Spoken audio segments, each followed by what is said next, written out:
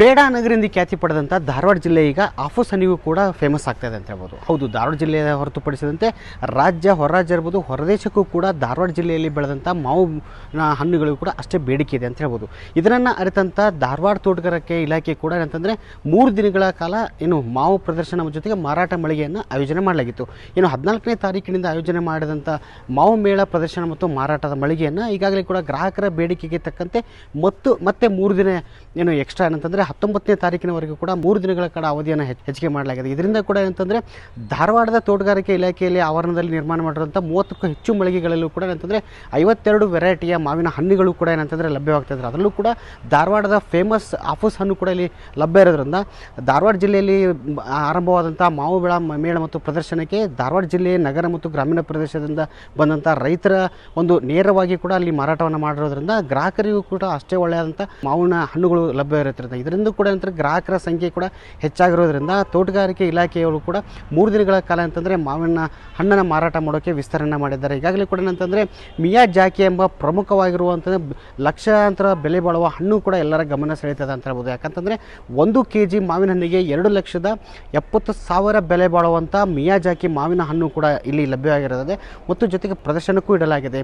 ಈ ಜೊತೆಗೆ ಏನಂತಂದರೆ 52 ವೆರೈಟಿಯ ಮಾವಿನ ಹಣ್ಣುಗಳು ಕೂಡ ಏನಂತಂದರೆ ಗ್ರಾಹಕರನ್ನ ಅಷ್ಟೇ ಆಕರ್ಷಣೆಯಾಗಿ ಕೂಡ ಗಮನ ಸೆಳೀತಾ ಇದೆ. ಯಾಕಂತಂದರೆ ಒಂದು ಕಡೆ ಅರೆಮಲೆನಾಡು ಎಂದು ಹೆಗ್ಗಳಿಕೆ ಆದಂಥ ಧಾರವಾಡ ಜಿಲ್ಲೆಯಲ್ಲಿ ಉತ್ತಮವಾದಂಥ ಫಸಲು ಇದೆ. ಯಾಕಂತಂದರೆ ಬಳಬೋದು ಮಾವಿನ ಫಸಲು ಬರೋದರಿಂದ ಇಲ್ಲಿ ಅತಿ ಹೆಚ್ಚು ರೈತರು ಕೂಡ ಅಂತಂದರೆ ನೂರಾರು ರೈತರು ಕೂಡ ಸಾವಿರಾರು ಹೆಕ್ಟೇರ್ ಪ್ರದೇಶದಲ್ಲಿ ಮಾವು ಬೆಳೆಯನ್ನು ಅವಲಂಬನೆ ಮಾಡಿ ಬದುಕನ್ನು ಕಟ್ಟಿಕೊಂಡಿದ್ದಾರೆ. ಅಂಥ ರೈತರಿಗೆ ಅನುಕೂಲವಾಗಲಿ ಎಂದು ತೋಟಗಾರಿಕೆ ಇಲಾಖೆ ಅಧಿಕಾರಿಗಳು ಕೂಡ ಅಂತಂದರೆ ನೇರವಾಗಿ ಮಾವು ಬೆಳೆದಂಥ ರೈತರೇನು ಗ್ರಾಹಕರಿಗೆ ನೀಡಬೇಕು, ಮಧ್ಯವರ್ತಿಗಳ ಹಾವಳಿಯನ್ನು ತಪ್ಪಿಸೋಕೆ ಏನಂತಂದರೆ ತೋಟಗಾರಿಕೆ ಇಲಾಖೆಯವರು ಕೂಡ ಮಾವು ಮೇಳ ಪ್ರದರ್ಶನ ಜೊತೆಗೆ ಮಾರಾಟ ಮಳಿಗೆಯನ್ನು ಹಾಕಿರೋದು ಕೂಡ ಗ್ರಾಹಕರಿಗೆ ಜೊತೆಗೆ ಜನರಿಗೂ ಕೂಡ ಅನುಕೂಲ ಆಗಿದೆ ಅಂತ ಹೇಳ್ಬೋದು. ಧಾರವಾಡದಿಂದ ಮಂಜುನಾಥ್ ತೆರಳಿ, ನ್ಯೂಸ್ 18.